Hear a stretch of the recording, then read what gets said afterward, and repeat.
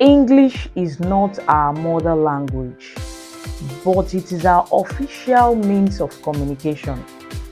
Every now and then we come across words that we are not familiar with. Sometimes we think we know their meaning, and sometimes we overuse, underuse, and misuse them.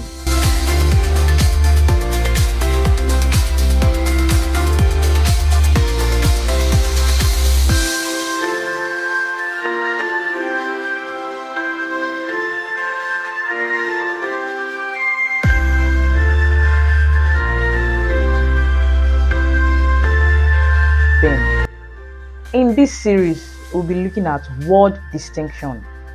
We have labeled it Word Distinction Series.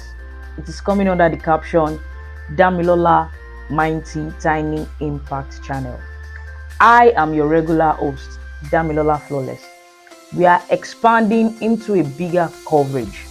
We are looking at those that are joining us from different parts of the world. Today, there are two words that are commonly confused.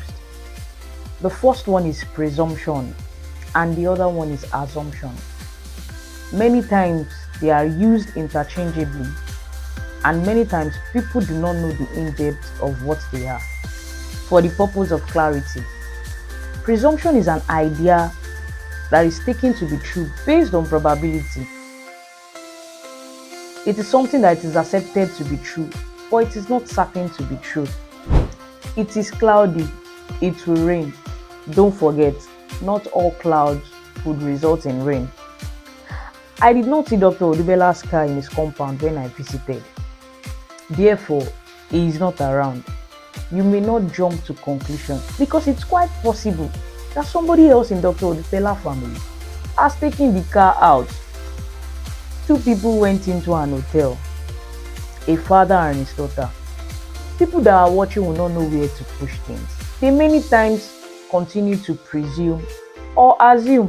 Going forward, we must always probe our presumption. We must always take time and be open-minded so we do not get into assumption. He did not come back on time. When you hear such statements, does it mean other things has delayed him? He did not come back on time.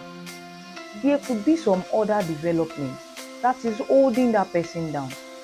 We presume he has gone somewhere else or assume he was careless. But when we probe, we will know what is happening. He was spraying money at a party.